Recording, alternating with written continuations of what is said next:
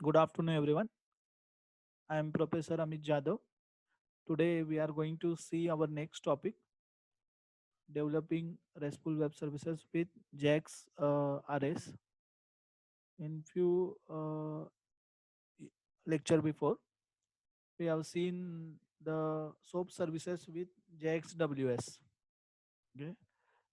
Now, we are learning the RESTful web services and that are created using JAX RS. So JX RX is the nothing but the API which are used to develop the RESTful architecture. तर JXRX ही एक API that is application interface, application programmable interface that used to make the RESTful architecture. JXRS API uses Java programming language annotation to simplify the development of RESTful web services. तर यामध्ये आपण Java programming use करतो. जावाचं जावा E हे जे काही version आहे enterprise version, तर ते यूज केलं जातं रेस्टफुल वेब सर्व्हिस डेव्हलप करण्यासाठी. आणि त्यामध्ये आपण अनोटेशन यूज करतो. अनोटेशन म्हणजे ज्यासाठी मेटाडेटा वगैरे डिफाईन केला जातो. तो मेटाडेटा रिसोर्सेस वगैरे डिफाईन करतो. JXRS annotation are runtime annotation. Therefore, runtime reflection will be generated the helper class and artifacts for the resources. आता JXRX मध्ये annotation जे होतात ते रनटाइम जनरेट होतात. म्हणजे हा मेटाडेटा जो जनरेट होतो त्या ॲप्लिकेशनचा तो रनटाइम जनरेट होतो. त्यामुळं त्याचं रिफ्लेक्शन हे हेल्पर क्लास आणि आर्टिफॅक्ट्स. आर्टिफॅक्ट्स काय? Nothing but the document. हे डॉक्युमेंट आपल्याला युजफुल ठरतं की ज्या काही वेब सर्व्हिसेस आहेत त्या वेब सर्व्हिस सर्च करायला. ओके. म्हणजे आता जो सर्व्हर आहे तो वेब सर्व्हिस तयार करेल आणि तो वेब सर्व्हिस WADL फाईलमध्ये तो काय करेल, तो पब्लिश करेल. मग क्लायंट काय करणार, त्या WADL मध्ये सर्च करणार आणि त्याला जी काही वेब सर्व्हिस हवी आहे तर ती तो यूज करणार. The JXRX API use Java programming language annotation to simplify the development of RESTful web service. यासाठी जावा प्रोग्रामिंग लँग्वेज यूज केली जाते. Developers denote Java programming language class with the JXRX annotation to define the resources and actions that can be performed on those resources. आता जे काही resources वापरणार आहेत तर class file through ते resources access केले जातात आणि ते रिसोर्सेस म्हणजे त्याच्यावर ॲक्शन वगैरे परफॉर्म केले जातात. JXRX annotations are runtime annotation therefore हे ऑलरेडी आपण सांगितलं आता. नेक्स्ट आहे जावा ई. हे ॲप्लिकेशन यूज केलं जातं कशासाठी, तर JXRS मधल्या रिसोर्स फाईल्स जे काही रिसोर्स क्लासेस आहेत तर ते रिसोर्स क्लासेस कॉन्फिगर करण्यासाठी. म्हणजे जावा एंटरप्राइज जे काही व्हर्जन आहे त्याच्यामध्ये आपण JXRXचे रिसोर्स क्लासेस यूज करू शकतो आणि ते एकदा कॉन्फिगर झाले की त्याच्या थ्रू आपण रेस्टफुल आर्किटेक्चर जनरेट करू शकतो. आता जावा ई सर्व्हरमध्ये बघा अनोटेशन्स असतात, डिस्क्रिप्शन. आता ते कुठले कुठले अनोटेशन्स आपण यूज करू शकतो, तर पहिला आहे @path. तर @path अनोटेशन तो काय देतो, रिलेटिव्ह URI पाथ देतो, indicating where the Java class will be hosted.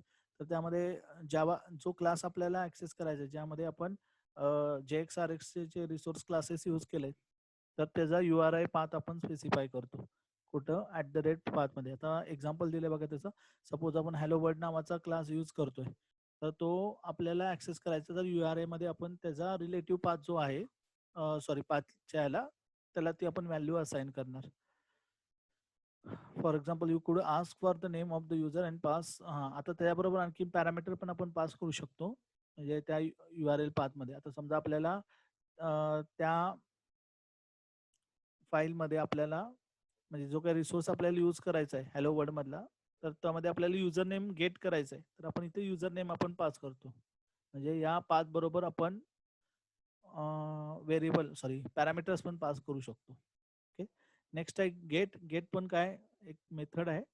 जसे आपण HTTP मध्ये गेट आपण यूज करतो. HTTP मध्ये गेट कशासाठी यूज करतो आपण, तर जो काही सर्व्हरकडून डेटा येणार आहे तो गेट करण्यासाठी आपण गेट मेथड यूज करतो. सेम आपण रेस्टफुल मध्ये पण गेट त्यासाठीच आपण मेथड यूज करतो. तर Java method annotated with request method designator will process to HTTP get request. म्हणजे HTTP आपण गेट मेथड कशासाठी तर सर्व्हर कडून डेटा रिक्वेस्ट करण्यासाठी @get मेथड यूज करतो. The behaviour of the resource is determined by the HTTP method to which the resources is responding. Okay, ज्यासाठी resource respond करणार आहे ते कॉल करण्यासाठी आपण @get मेथड यूज करतो. आता त्याच्या अपोजिट आहे पोस्ट आहे. पोस्ट सर्व्हरकडून डेटा सेंड करण्यासाठी आपण यूज करतो. तर यामध्ये सेम आपण HTTP पोस्ट ज्याप्रमाणे यूज होतं त्याप्रमाणेच हा जावा मेथड आपण ही यूज करतो. तर त्यामध्ये जी काही रिक्वेस्ट आहे म्हणजे त्याबरोबर रिक्वेस्ट बरोबर डेटा सुद्धा काय केला जातो पोस्ट केला जातो. आता @put ही पण आपण HTTP मध्ये बघितली. त्यामध्ये कशासाठी तर मॉडिफाय डेटा मॉडिफाय वगैरे करण्यासाठी अपडेट करण्यासाठी आपण @put मेथड यूज करतो. तर Java method annotated with the request method designator will process HTTP put request. The behavior of the resource is determined by the HTTP method to which the resource is responding. तर रिसोर्सचा behaviour determine करण्यासाठी आपण @put method use करतो. Next आहे delete. आता delete name implies करतं की जे काही रिसोर्सेस आहेत ते डिलीट करण्यासाठी आपण डिलीट मेथड यूज करतो. तर याच्यामध्ये बघा जावा method annotated with this request is designer will process the HTTP delete request. आता हे डिलीट करण्यासाठी आपण यूज करतो जे काही रिसोर्सेस वगैरे. The behaviour of the resources is determined by the HTTP method to which the resource is responding. जे resource आपल्याला रिस्पॉन्ड करायचे आहेत तर त्यातला आपल्याला जी रिसोर्सेस डिलीट करायचं आहे तर त्यासाठी आपण @delete मेथड यूज करतो. नेक्स्ट वन आहे @head. आता हे आपण ह्याच्यामध्ये पण बघितलं हे हेडर फाईलसाठी आपण किंवा हेडमध्ये आपण ज्या काय मेथड बद्दल इन्फॉर्मेशन आहे ती सेंड करत असतो. Okay, the head annotation is request method designator and corresponds to the similarly named HTTP method. The Java method annotated with the request method designator will process the HTTP head request. The behavior of the resources is determined by the HTTP method which resource is responding. आता हे तसं इकडे common statement use केलंय. तर यामध्ये काय होतं तर हेड मेथड जी आहे तर ती काय करते हेडर इन्फॉर्मेशन म्हणजे मेसेजच्या अलॉंग हेडर इन्फॉर्मेशन सेंड करते. नेक्स्ट आहे @path param. annotation is the type of parameter you can extract to use resource. आता ह्याच्यामधनं आपल्याला पॅरामीटर्स पण पास करता येतात असं त्याचं शॉर्ट डिस्क्रिप्शन आहे. म्हणजे जी काय आपण URL वगैरे पाठवली मग अशी आपण एक्झाम्पल बघितलं हॅलोचं तर तिथं आपल्याला त्याबरोबर पॅरामीटर पण पास करतात. आता त्यामध्ये पॅरामीटर मध्ये बघा क्युरी पॅरामीटर आहे. आता एक क्युरी पॅरामीटर आपण कशाला ज्यावेळी आपल्याला डेटा फेच करायचा आहे तर त्याबरोबर अलॉंग विथ आपण क्युरी पॅरामीटर पास करू शकतो. त्यातनं आपल्याला म्हणजे आपण एक्झॅक्ट इन्फॉर्मेशन एक्स्ट्रॅक्ट करू शकतो. त्यासाठी आपण क्युरी पॅरामीटर यूज करतो. त्यानंतर consumes @consume annotation is use to specify MIME. आता कन्झ्युम कशासाठी तर जो काही डेटा आपल्याला सेंड किंवा हे करायचं आहे रिक्वेस्ट करायचं आहे तर त्याचा एक्झॅक्ट डेटा टाईप आपण सेंड करतो. त्यासाठी आपण कन्झ्युम नाही जो डेटा आपण यूज करणार आहे तो. आणि प्रोड्यूस हा कशासाठी तर ज्यावेळी सेंड होतो डेटा तर तो कुठल्या फॉर्मॅटमध्ये पाहिजे त्यापासून त्या डेटापासून कुठला आपण जो प्रोड्यूस करणार आहे डेटा त्याचा डेटा टाईप काय आहे. तर म्हणजे आता फॉर एक्झाम्पल आपल्याला सोपमध्ये तो XML फॉर्ममध्ये येत होता. जेसॉन मध्ये आपल्याला तो रेस्टफुल मध्ये आपल्याला मोस्टली जेसॉन फॉर्मॅटमध्ये येतो आणि त्याचा आपण प्रोड्यूस कशामध्ये करतो तर प्लेन टेक्स्टमध्ये. नेक्स्ट आहे प्रोव्हायडर अनोटेशन कशासाठी यूज केलं जातं तर यामध्ये मेसेज बॉडी रीडर आहे मेसेज बॉडी रायटर आहे. तर जो काय मेसेज आला सपोज आपण गेट मेथड यूज केली असेल तर तो मेसेज रीड करण्यासाठी आणि जर आपल्याला डेटा पोस्ट करायचा असेल पोस्ट मेथड थ्रू तर त्यावेळी राईट करण्यासाठी आपण हे प्रोव्हायडर्स यूज करतो. नेक्स्ट आहे आता हे तर आपण रेस्टफुल वेब सर्व्हिस तयार केली क्रिएट केली. आता ती आपल्याला डिस्कवर कशी करणार त्यासाठी आपण WADL यूज करतो that is web application description language. तर यामध्ये त्या वेब सर्व्हिस रिलेटेड जी काही इन्फॉर्मेशन आहे ती सगळी प्रोव्हाइड केली जाते आणि ती आपण काय करतो ॲक्सेस करतो. आता तुम्हाला आठवत असेल बघा सोपच्या वेळी आपण कसं केलेलं की जो कोणी हे असेल सेंडर एक असतो आणि एक रिसिव्हर असतो. सेंडर काय करतो सर्व्हिस क्रिएट करतो आणि तिथं आपण काय बघितलेलं WSDL बघितलेलं वेब सर्व्हिस डिस्क्रिप्शन लँग्वेज आणि इथं आहे WADL web application description language. तर त्यामध्ये काय होतं की सेंडर जो आहे तो सर्व्हिस क्रिएट करतो आणि त्याच्या रिलेटेड जी इन्फॉर्मेशन आहे ती UDDI मध्ये स्टोअर करतो आणि मग जो क्लायंट आहे तो ती UDDI ऍक्सेस करतो आणि ती सर्व्हिसचं डिस्क्रिप्शन थ्रू तो काय करतो, सर्व्हिस इन्वोक करून घेतो त्याच्या application मध्ये. तर सेम ह्याच्यामध्ये पण आपण काय यूज करतो, तिथं WSDL होता तर इथं WADL आहे. तर यामध्ये काय केलं जातं, तर ज्या काही web service RESTful web service आहेत त्या डिस्क्राईब केल्या जातात, प्रोड्यूस केल्या जातात, कन्झ्युम केल्या जातात आणि व्हिज्युअलाइज केल्या जातात. आता त्यासाठी आपण बघा WADL यूज करतो किंवा आपण restful API modelling language use करू शकतो. आणि थर्ड वे आहे स्वॅगर. आता त्यातला फर्स्ट वन बाय वन आपण बघूया. त्यामध्ये फर्स्ट आहे WADL स्ट्रक्चर. आता WADL स्ट्रक्चर मध्ये बघा, यामध्ये वेब ॲप्लिकेशन डिस्क्रिप्शन लँग्वेज म्हणतात त्याला, is an XML description of the HTTP based web application such as the RESTful web service. RESTful web सर्व्हिसचं जे काही डिस्क्रिप्शन आहे in the form of XML document is nothing but the WADL. WADL models the resource providers by the RESTful web service with the relationship between the resources. यामध्ये काय असतात की रिसोर्सचे relationship, म्हणजे जेवढे काय आपण नंबर ऑफ रिसोर्सेस यूज करणार आहे तर त्याचे रिलेशनशिप डिफाईन केले असतात. It is also allows you to clearly represent the media. यामध्ये मीडिया टाईप जी आपण फाईल सेंड करतोय त्याचा, म्हणजे समजा प्लेन आहे किंवा जेसॉन फॉर्मॅट आहे किंवा दुसरा कुठल्या इमेज फॉर्मॅट आहे, इमेजचे कुठले JPG वगैरे काय असतील किंवा साऊंड फाईल असेल तर कुठल्या फॉर्मचा डेटा आपण पाठवतोय तो स्पेसिफाय केला जातो. त्यानंतर त्याच्यामध्ये स्पेसिफिकेशन काय यूज करतात बघा, ग्लोबल इन्फॉर्मेशन पाठवली जाते ती लिंक करून, ओके, WADL मध्ये. मग त्याच्यामुळं त्या जे काही वेब सर्व्हिस जनरेट झाली तर ती आपण काय करू शकतो, इन्वोक करू शकतो. आता समरी ऑफ द इलेमेंट्स, आता कुठले कुठले इलेमेंट्स आपण त्या WADL फाईलमध्ये तयार होतात. आता XML फाईल जनरेट होती म्हणजे सगळा जो काही डेटा जनरेट होतो तर तो सगळा टॅग फॉर्मॅटमध्ये जनरेट होणार and that is nothing but the user define tag. आता त्यातला पहिला इम्पॉर्टंट टॅग आहे रिसोर्सेस. आता ही WADLचं आपण स्ट्रक्चर बघतोय बघा, त्यामध्ये रिसोर्सेस आहेत. तर त्यामध्ये रिसोर्सेस कुठले रेस्टफुल वेब ॲप्लिकेशनने यूज केलेत तर ते केलेत. आता त्यामध्ये सगळे रिसोर्सेस असतात आणि हा पर्टिक्युलर रिसोर्स आपल्याला द्यायचा आहे, म्हणजे जे चाइल्ड आहे, म्हणजे आता समजा नंबर ऑफ रिसोर्सेस त्यामध्ये डिफाईन केले, त्यातला पर्टिक्युलर रिसोर्स आपल्याला डिफाईन करण्यासाठी आपण रिसोर्स यूज करतो. ठीक आहे. Next one method. मेथड कुठली यूज केली आहे, गेट आहे का, पोस्ट आहे का, पुट आहे का, डिलीट आहे, तर ती आपण इथं मेथडला स्पेसिफाय करतो. रिक्वेस्ट मध्ये आपण input to the resource method, तर त्यामध्ये आपण इनपुट काय पाठवलंय, म्हणजे आपल्याला डेटा कुठला हवाय तो आपण इथं स्पेसिफाय करतो. DOK मध्ये डॉक्युमेंट तयार होतं पॅरामीटरचं. त्यानंतर representation the element specify the internet. आता रिप्रेझेंटेशन मध्ये मीडिया टाईप कुठला आहे ते, परम मध्ये जे काही पॅरामीटर्स असतात ते पॅरामीटर आपण हेडर पॅरामीटर किंवा क्वेरी पॅरामीटर सेंड करतो ते. आणि रिस्पॉन्स, जसं रिक्वेस्ट असते तसा रिस्पॉन्स काय दिला तर त्यामध्ये this element specify the result of invoking an HTTP method on a resources. The optional states code present the response describe the list of the HTTP status code. आता हा response जो आहे तो HTTP स्टेटस कोड बरोबर येतो. म्हणजे आपण बघा लास्ट लेक्चरला पण बघितलं की 200 आहे म्हणजे सक्सेस आहे, त्यानंतर 201 2 म्हणजे जर त्या रेंजमध्ये असेल तर तो सक्सेसफुल आहे, आणि 400च्या रेंजमध्ये असेल जर स्टेटस कोड तर ती वेब सर्व्हिसला काहीतरी एरर जनरेट झालेलं आहे. ओके, त्याची प्रत्येकाची सिरीज आहे स्टेटस कोडची, ती पण आपण मला वाटते काही आधी लेक्चरला आपण डिस्कस केली आहे. नेक्स्ट आहे WDL एक्झाम्पल. तर या फर्स्ट टाईपचं एक्झाम्पल इथं दिले बघा. तर फर्स्ट बघा, म्हणजे ही जी काय फाईल आहे ही फाईलच दिली शॉर्टमध्ये, XML फाईल जनरेट होती ती. यामध्ये आपण मेथड गेट यूज केले. पाथ इथं, आता पाथमध्ये आपण जो आपल्याला पाथ स्पेसिफाय करायचा आहे रिलेटिव्ह URLचा, तर तो URL स्पेसिफाय केली. त्यानंतर प्रोसेसमध्ये तो फॉर्मॅट कुठला आहे तर JSON फॉर्मॅट आहे म्हणून इथं तो स्पेसिफाय केला.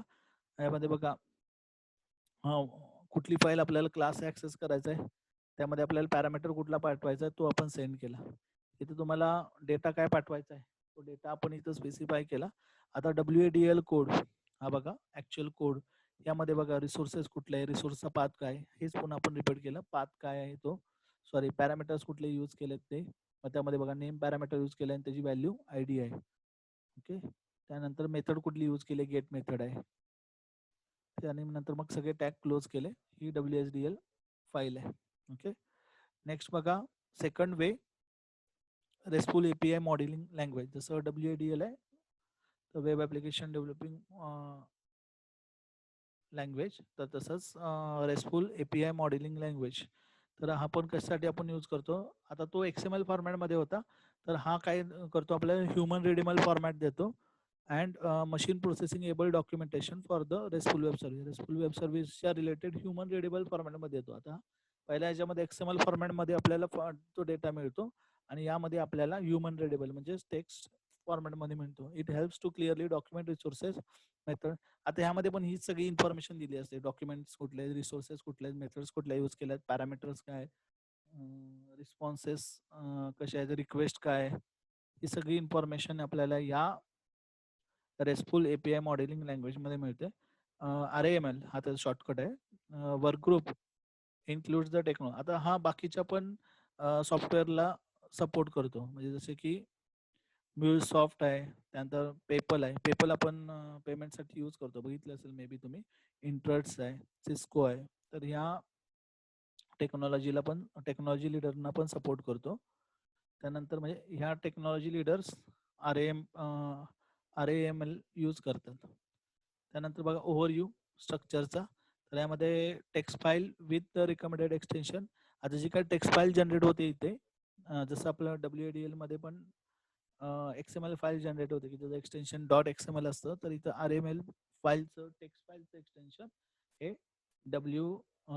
RAML जनरेट होतं. It uses the spaces as indentation. You can use 2 or 4 spaces for the indentation. Indentation म्हणजे काय, तर स्पेस आहे. आता समजा वरती जो रिसोर्स आहे तो मेन रिसोर्स असेल आणि त्याच्या अंडर जर चाइल्ड रिसोर्स असेल तर इंडेंटेशन दिले जातात. तर आपण तसे इंडेंटेशन 2 किंवा 4 स्पेसेस आपण यूज करू शकतो.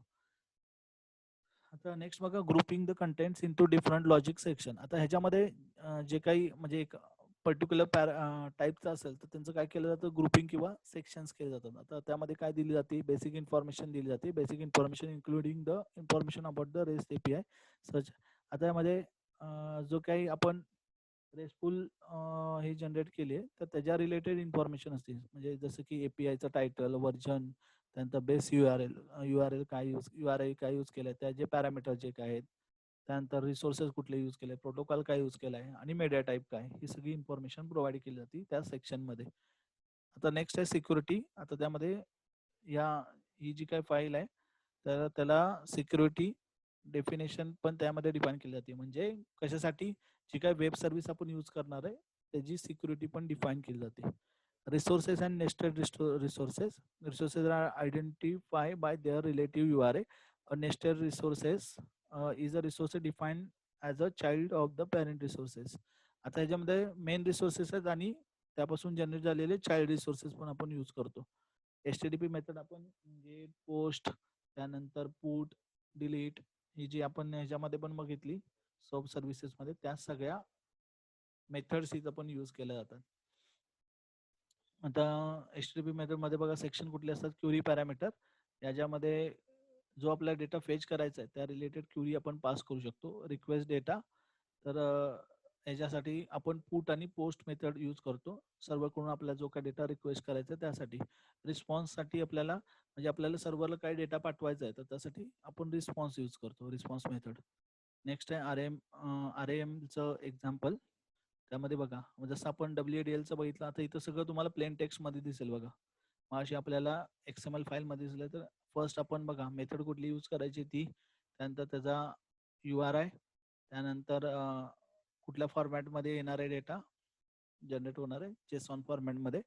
त्यानंतर इथं बघा त्याचा टाईप दिला कुठला, शॉर्ट ID, जो काही पॅरामीटर आपल्याला पास करायचा आहे तो केला. नंतर इथं मेथड बॉडी, यामध्ये आपल्याला मेथड जी कॉल करण्यासाठी यूज करेल ती इथं आपण मेथड बॉडीमध्ये लिहिणार. त्यानंतर IMLचं व्हर्जन इथं आपण लिहिलं, टायटल काय ते टायटल, त्याचं व्हर्जन काय, URI ते ॲक्सेस करण्यासाठी URI कुठली आहे ही, त्यानंतर डिपार्टमेंट, म्हणजे हा डेटा आपल्याला गेट करायचा आहे आणि त्याचा हा फॉर्मॅट JSON फॉर्मॅटमध्ये ना ही JSON फाईल त्यासाठी क्रिएट होणार आहे. आपण मेथड गेट यूज करतोय, तर पॅरामीटर्स आपण आता ID नावाचा पॅरामीटर यूज केलाय, त्याचा टाईप इंटिजर आहे, म्हणजे इंटिजरमध्ये आपल्याला तो ID गेट होणार आहे. रिस्पॉन्स 200 म्हणजे ह्याचं स्टेटस काय आलं, ओके आलं. बॉडीमध्ये जो काय कोड आहे त्याचा फॉर्मॅट JSON फॉर्मॅट आहे. ओके, एकदम इझी आहे बघा हे. Next is Swagger. Swagger offers specification and a complete framework implementation for describing, producing, consuming and visualizing RESTful web services. आता जसं आपण WADL बघितलं, त्यानंतर हे आता RML बघितलं, तर त्याप्रमाणे हे तर स्वॅगर जे आहे तर ते डायरेक्ट फ्रेमवर्क आहे. तर त्या फ्रेमवर्कमध्ये जी काही रेस्टफुल वेब सर्व्हिस आहे ती डिस्क्राईब केली, प्रोड्यूस केले, कन्झ्युम केले आणि व्हिज्युअलाइज केले की कशा पद्धतीने ती यूज केली जाते. आता जे स्वॅगर फ्रेमवर्क आहे ते सगळ्यात पॉप्युलर लँग्वेजला सपोर्ट करतो, जसं की जावा आहे, स्केल आहे, क्लोजर आहे, त्यानंतर ग्रोवी आहे, जावा स्क्रिप्ट आहे आणि डॉटनेट आहे. या सगळ्या लँग्वेजला स्वॅगर म्हणजे आता जर तुम्हाला जर हे आपली रेस्टफुल वेब सर्व्हिस जनरेट करायची आहे तर त्यासाठी आपण डायरेक्ट फ्रेमवर्क यूज केलं तर त्या रिलेटेड वेब सर्व्हिस आपण त्यामध्ये क्रिएट करू शकतो, पब्लिश करू शकतो, प्रोड्यूस करू शकतो, डिस्क्राईब करू शकतो. सगळं काही याच फ्रेमवर्कमध्ये होतं. Swagger framework has the following 3 major component. त्यामध्ये 3 कंपोनंट्स आहे. पहिला आहे तो सर्व्हर आहे. तर हा this component host the RESTful web service. मग रेस्टफुल वेब सर्व्हिस होस्ट करतो, म्हणजे ज्याला हवी आहे त्यांना तो प्रोव्हाइड करतो. म्हणजे जे काही क्लायंट्सना रिक्वायर्ड आहे त्यांना ही सर्व्हिस प्रोव्हाइड करतो. त्यासाठी आपण पहिलं कंपोनंट यूज केलं आहे सर्व्हर. सेकंड कंपोनंट आहे क्लायंट. दिस कंपोनंट युजेस, आता ह्यांनी वेब सर्व्हिस जी काही जनरेट केली तो यूज करणारा तो कोण आहे, क्लायंट आहे. हा सेकंड कंपोनंट. तर जी काही तो इन्फॉर्मेशन प्रोव्हाइड करेल किंवा सर्व करेल ती इन्वोक करायचं काम क्लायंट करतो. नेक्स्ट आहे युजर इंटरफेस. आता त्यामध्ये दोघांमध्ये कम्युनिकेशन होण्यासाठी हा युजर इंटरफेस यूज करतो. This part of the framework reads the description of the API from the server and readers it as the web page and provides the interactive sandbox to the test API. तर यामध्ये दोघांमध्ये interface करण्यासाठी म्हणजे communication करण्यासाठी सर्व हा user interface use केले जातात. आता स्वॅगरचं स्ट्रक्चर बघा. ह्याच्यामध्ये जेसॉनचा ऑब्जेक्ट रिप्रेझेंट केला जातो. आता त्याच्यामध्ये पण व्हर्जन आहे. पहिला आहे स्वॅगर 1.x. आता त्यामध्ये जी काही फाईल असते तर त्यामध्ये जेसॉन ऑब्जेक्ट क्रिएट केला जातो आणि 2.0 तर त्यामध्ये YML फॉर्मॅट डिस्क्राईब केला जातो. आता त्यामध्ये बघा कुठल्या कुठल्या प्रॉपर्टीज यूज केल्या जातात. तर त्यामध्ये पहिली आहे स्वॅगर. दिस प्रॉपर्टी स्पेसिफाय द स्वॅगर व्हर्जन. पहिलं स्वॅगरला आपण त्याचं व्हर्जन आपण स्पेसिफाय करतो. इन्फोमध्ये मेटाडाटा दिलेला असतोय म्हणजे की व्हॅल्यू पेअरमध्ये. नेक्स्ट आहे होस्ट. तर होस्टची इन्फॉर्मेशन. बेस पाथ, तर त्यामध्ये APIचा बेस पाथ दिलेला असतोय, रिलेटिव्ह पाथ दिला जातो इथं. स्कीमास, तर ह्याच्यामध्ये this property transfer the protocol for RESTful web service. जे काय आपल्याला रेस्टफुल वेब सर्व्हिसमध्ये डेटा ट्रान्सफर करायचा आहे तर त्यासाठी आपण स्कीमाज यूज करतो. आता नेक्स्ट आहे बघा. The following properties allow you to specify the default value at the application level which can be optionally overridden for each operation. तर त्यामध्ये बघा ह्या प्रॉपर्टीज यूज केल्या जातात. तर कुठले कुठले ऑपरेशन परफॉर्म होतात त्यासाठी. तर त्यामध्ये पहिली आहे कन्झ्युम मध्ये काय केलं जातं, यामध्ये डिफॉल्ट इंटरनेट मीडिया, जो काय मीडियाचा टाईप इथं स्पेसिफाय केला जातो. हे कुठला डेटा आपण हे करणार आहे म्हणजे आपण कन्झ्युम करणार आहे. प्रोड्यूस, त्यापासून आपण कुठला फॉर्मॅट आपल्याला हवा आहे तो आपण इथं प्रोड्यूसमध्ये स्पेसिफाय करतो मीडिया टाईप. ओके. नंतर सिक्युरिटी डेफिनेशन. त्या API साठी आपण काय सिक्युरिटी प्रोव्हाइड केली आहे तर ते आपण सिक्युरिटी डेफिनेशनमध्ये स्पेसिफाय करतं स्वॅगर. नंतर बघा the following property describe the rest APIs. त्यामध्ये पहिली आहे पाथ. मग तो APIचा पाथ स्पेसिफाय करतो. डेफिनेशन, त्याने काय फंक्शनॅलिटी प्रोव्हाइड केली ती इथं डिफाईन केली जाते. पॅरामीटर्स कुठले यूज केले ते पॅरामीटर्सच्या ह्याच्यामध्ये. नंतर response. This property specify the response type, म्हणजे तो म्हणजे आपल्याला डेटा सेंड करायचा असेल तर तो काय डेटा आपण सेंड करणार, that is the response. Security, यामध्ये सिक्युरिटी स्पेसिफाय केली जाते. त्यानंतर external docs. This property links to the, जर कुठल्या एक्सटर्नल डॉक्युमेंटेशन आपल्याला लिंक करायचं आहे तर तो आपण इथं त्याचा पाथ आपण किंवा लिंक त्याची काय करतो आपण स्पेसिफाय करतो. स्वॅगर framework. Swagger framework consists of the 5 sub projects, each with a specific purpose. आता यामध्ये 5 टाईपचे प्रोजेक्ट आहेत. त्यामध्ये Swagger spec, this repository contain the Swagger specification यामध्ये दिलं जातं. त्यानंतर स्वॅगर UI, तर त्यामध्ये project is interactive tool to display the execute the swagger specification file. Swagger specification फाईलची इंटरॅक्ट कसं करायचं ते त्यासाठी स्वॅगर UI हा आपण सब प्रोजेक्ट यूज करतो. नेक्स्ट आहे स्वॅगर एडिटर. ह्याच्यामध्ये आपण जे काही एडिट करता येतात कुठल्या YML फाईल्स आपण बघा मग अशी बघितल्या त्या YML फाईल. आता स्वॅगर 2.0 हा त्यामध्ये काय बघा स्वॅगर कोर. नेक्स्ट हे आहे sub project. This project provides the Scala and Java library to generate the Swagger specification directly from the code. It supports the Java JXRS servlet APIs and the Play framework. तर त्यासाठी स्वॅगर 2.0 आपण use करतो सब project. म्हणजे ज्याप्रमाणे ज्या प्रोजेक्टची requirement आहे तो प्रोजेक्ट आपण इथं सब प्रोजेक्ट आपण त्यामध्ये यूज करू शकतो. नेक्स्ट आहे Swagger code generate. This project provides tool that can read Swagger specification file and generate the client server code to consume the produce the specification. आता ह्याच्यामध्ये हा तर सगळ्यात युजफुल आहे की याच्यामध्ये आपल्याला असं टूल यूज केलं जातं की जे ॲटोमॅटिकली सर्व्हर साईडचा आणि क्लायंट साईडचा कोड प्रोड्यूस करतं. तर जशी जशी रिक्वायरमेंट असेल म्हणजे जशी आपल्याला वेब सर्व्हिस क्रिएट करायची आहे त्याप्रमाणे सब प्रोजेक्ट्स आपल्याला यूज करता येतात. तर इथं आपला बघा जवळजवळ सेकंड युनिट आपलं संपत आलेलं आहे. म्हणजे जवळजवळ आपण जर अजून या सप्टेंबर एंडपर्यंत जर आपले असेच लेक्चर चालू राहिले तर आपला सिलेबस पण एंड होईल. त्यानंतर आपण काय करणार आहोत की तुम्हाला प्रत्येकाला एक एक टॉपिक देणार आहोत आणि तो टॉपिक तुम्ही ॲज अ लेक्चर म्हणून घ्यायचा आहे. तर त्यातनं आपली रिव्हिजन पण होईल आणि एक्स्ट्रा कुणाला काय कुणाचं नॉलेज आहे ते पण शेअर होईल. तर इथं बघा आता जर तुम्ही सिलेबस बघितला आपला तर आज आपण हे 2 पॉईंट कव्हर केले. Build restful web service with JXRX API आणि description discovery restful web services. आता पुढच्या लेक्चरमध्ये आपले मे बी हे 2 पॉईंट होऊन जातील आणि आपला सेकंड युनिट संपेल पूर्ण. बघा फर्स्ट युनिटवरचे क्वेश्चन्स रेडी आहेत. ते तुम्हाला नेक्स्ट लेक्चरला किंवा बघू आपण कधी द्यायचे तुम्हाला. तर त्या विथ आन्सर आहेत ते. तर ते नोट्स वगैरे तुम्ही काढून ठेवू शकता.